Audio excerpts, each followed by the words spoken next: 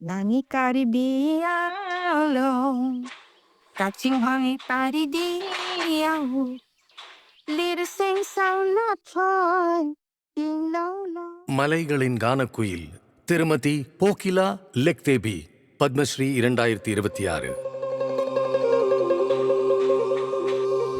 கார்பி அங்லாங் அசாமில் உள்ள ஒரு அழகிய சிற்றூரில் கார்பி மக்களும் போக்கிலா லெக்தேயும் வாழும் மண்ணாக அது திகழ்கிறது. நாடோடி நாடக கலைஞர்களான பெற்றோருக்கு பிறந்த திருமதி போக்கிலா கார்பி இசையை மரபாக மட்டுமே கற்றுக்கொள்ளவில்லை, அதனுடன் மனதார ஒன்றிப் போனார்.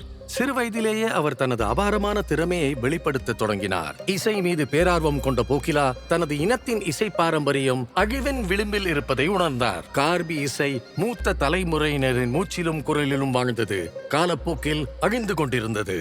அந்த காலத்திலயும் கார்பி பாடல்கள் இருந்தன, அதை கேட்க கத்துக்க மக்களுக்கு வாய்ப்பு இல்ல.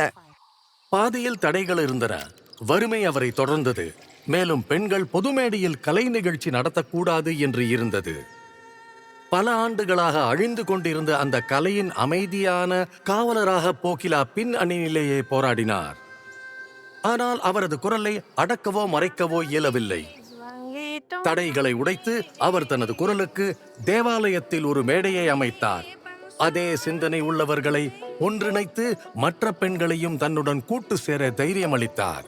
எதிர்ப்புகளால் நிரம்பிய நிலங்களை கடந்து பல மைல்கள் பயணித்து மூத்த தலைமுறையினரை சந்தித்து அழிந்து கொண்டிருந்த கலை மரபை ஆவணமாக்கினார்.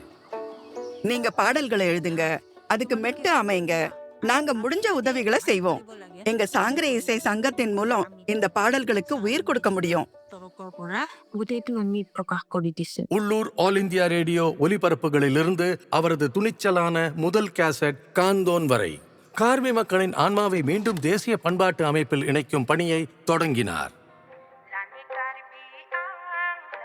ஜுபீன் கர்குடன் ஒத்துழைப்பு ஒரு முக்கிய திருப்பு முனையாக அமைந்தது.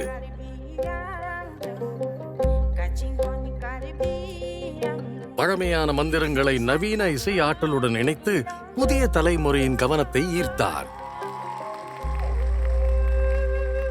50 ஆண்டுகள், 300 பாடல்கள். கார்பி இசையை மலைகளிலிருந்து மக்களின் இதயங்களுக்கு கொண்டு சேர்த்தார்.